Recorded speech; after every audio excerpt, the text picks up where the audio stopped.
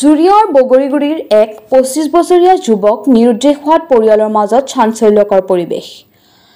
ভুক্তভোগীয়ে উল্লেখ কৰা মতে বগৰীগুৰি গাঁৱৰ মৃত ইডিচালীৰ পুত্ৰ ৰাজিবুল হক যোৱা কালি দিনৰ ১১ বজাত নিজৰ টমটমত কদমনি পথাৰৰ গাঁৱৰ ফকৰুদ্দিন মুড়ি মেলৰ পৰা মুড়ি ভৰ্তি কৰি নগাঁৱৰ বহাভেটি বজাৰত চাদিক ষ্ট'ৰলৈ লৈ যায়। মুড়িখিনি চাদিক ষ্ট'ৰত নমাই অহাৰ পিছৰ পৰাই নিৰুদ্দেশ হৈ আছে ৰাজিবুল হক নামৰ এইজন যুৱক। ৰাজিবুল হকৰ পৰিয়ালৰ লোকে আত্মীয় স্বজনৰ লগতে বিভিন্ন ঠাইত বিচাৰ খোচাৰ কৰি কোনো সংসূত্ৰ লাভ কৰা নাই।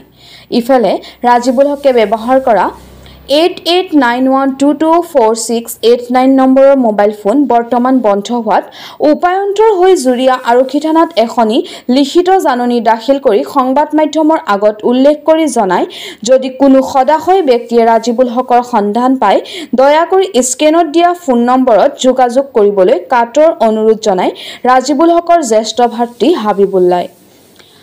ৰাজিবুল হকৰ পৰিয়ালৰ যোগাযোগ নম্বৰ হ'ল 9365197800। সৰু ভাইটি কালি জুৰিয়াৰ পৰা বহাভেটি মুড়ি লৈ গৈছিলে।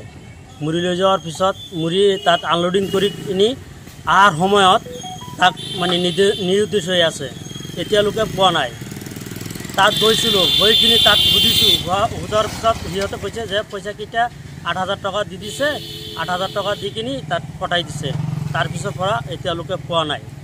আপোনালোকৰ মানে পৰিয়ালৰ মানুহ বিচাৰ কৰিছে? বিচাৰি আছোঁ, এতিয়ালৈকে বিচাৰি আছোঁ। আপোনাক কিবা সন্দেহ হয় নেকি?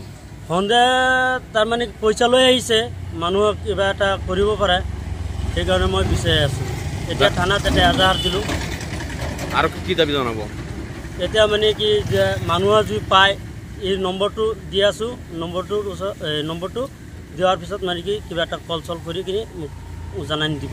নম্বৰটো ক'ব। 9365197800। আকৌ এবাৰ ক'ব। 9365197800। আপোনাৰ ঘৰ? জুৰিয়া বগৰাগুৰি। কেতিয়াৰ পৰা নিৰ্দেশ হৈছে? কালি 11টা বজাত। ৰাইজক কি দাবী জনাব? ৰাইজে যদি তাক পায় তেনেহ'লে এটা ফোন কৰি দিব যে ক'ত আছে, মানে ফোন কৰি দিলে মই তাত লৈ আহিম। ঠিক আছে।